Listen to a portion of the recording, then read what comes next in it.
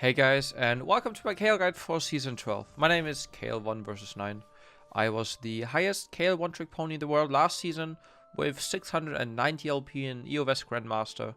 I have roughly over 5 million mastery points on her, and I've been pretty much just one-tricking her for 6 years now. This video will cover the best runes and build for Kayle, how to make sure you get the most out of the champion, and many more things. I hope you enjoyed. Okay, Let's go. Also on a side note, the runes and item build and everything is my personal opinion. You know, there could be something else that also works out really well. This is just how I play the champion, how I have success with the champion. So if you have any other builds, items, runes, etc., let me know in the comment section down below. I would love to discuss things with you guys. And yeah, let's get right into it.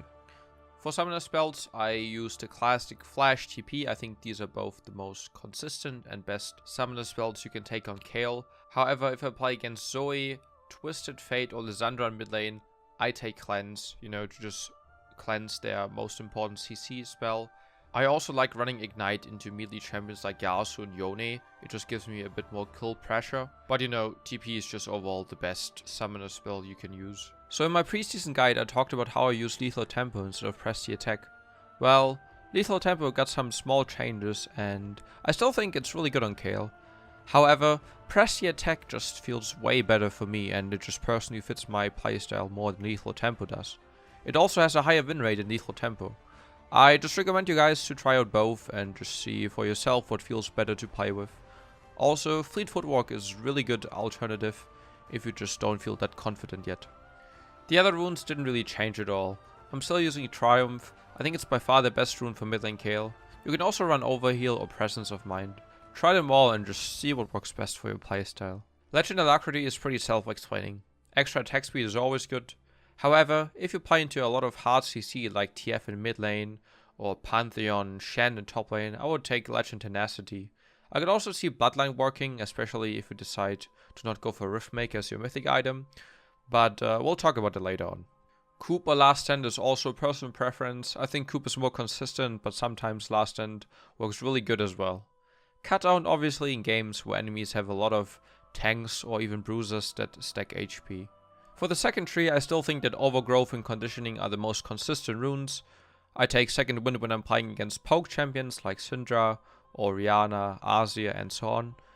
If you want to, you can still go for Taste of Blood and Ravenous Hunter or even Ultimate Hunter. I think these are both really good viable options. And I also think that if you're playing against a easy matchup where you feel really comfortable that you will win, then you can also go really greedy with Sorcery second, with Absolute Focus and Gathering Storm. For rune charts, I obviously go Attack Speed, 1 Adaptive Force, and then either Armor or Medic Resist depending on who I play against. If I don't know who I play against, or if I'm not sure, then I just take the health per level. It recently got buffed, and I think after level 3, it's actually better than Armor. So give it a try. You know, it's a bit more greedy in early game, but after like level 3, it's actually quite decent.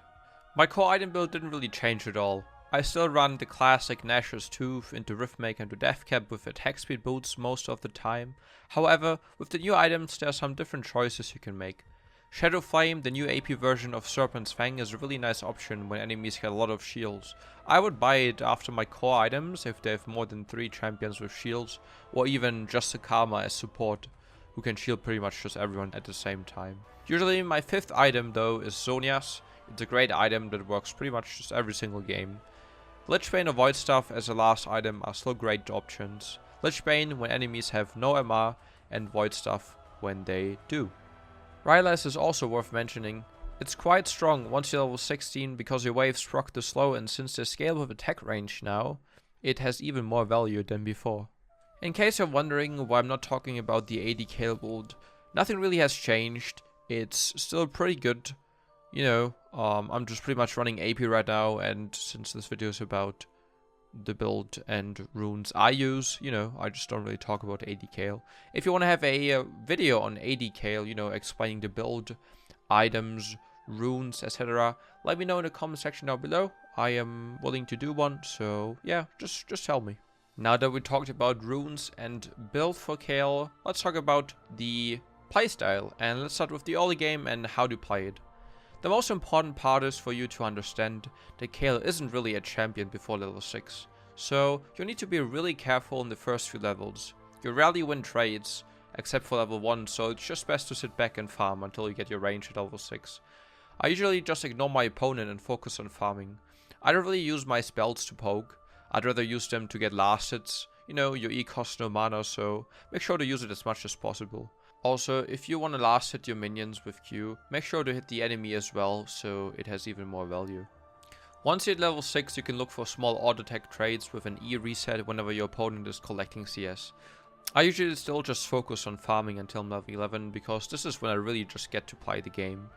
Kayle can't really follow up roams, so every time you see the enemy laner roam, make sure to push in the wave, maybe get a plating and then just recall to buy items. In mid game, your first priority should still be getting as much CS as possible, so you can get to level 16 ASAP. A little trick is to just take some jungle camps on the way to lane or when you just shoved in the wave. I do this once I'm level 11, because it makes clearing the camp a lot easier with your waves. You should stay in the opposite side lane depending on which objective is going to be up next. So when there's dragon up soon, you should go to top lane and pressure the lane, but only when you get TP up. Same thing with Baron. If Baron is about to spawn or Baron will be the next objective you will fight for, then you should try to go bot lane and pressure the towers. Obviously only when you have TP up, otherwise, you know, just group. Once you hit the juicy level 16, it's usually just best to group up with your team and look for objectives or force team fights. Kayle is one of the best teamfight kits, because your ult can be such a big game changer. Ulting the right target at the right time can literally just win your games. Also a small tip, ulting yourself or the strongest member of your team is the best bet to win. Don't hesitate using it too early, but try to not get baited into using it. You should never ult the 0-12 Yasuo or the Nautilus support who has 5 HP. Now that we know what runes to take, what items to build, and how to play the champion, let's actually go over some small mechanics that not everyone knows. First of all, your auto attacks and your waves both have their own crit chance. So when your auto crits, it doesn't necessarily mean that your wave will crit. And yes, your waves can crit. They also apply on-it effects like Rideless Crystal Scepter slow or even Sarita's Grudge slow. Also the most hidden L9 technique that not everyone knows, your E splash damage at level 11 also applies on turrets, inhibs and wards. So sometimes when the enemy sits really low under tower, or you know, you're chasing someone to the tower, but you can't quite get them, then you know, just E the tower. A lot of people don't know it, so you know, use it as your advantage. Let's also quickly talk about who Kayle is good against and who counters her. First of all, I ban Aurelia in top lane every single game. It's probably the worst matchup in laning phase that you could have. The higher elo you are, the worse it will be. Trust me. Trinoma is also a really good ban for top lane if you don't want to ban Aurelia. Good top lane matchups are Gangplank, Garen and Singed. In mid lane, I personally ban LeBlanc. I think this champ is just insanely stupid. So yeah, I just pretty much just ban her every single time I play mid lane. Good matchups in mid lane are Kassadin, Galio, Katarina and Echo.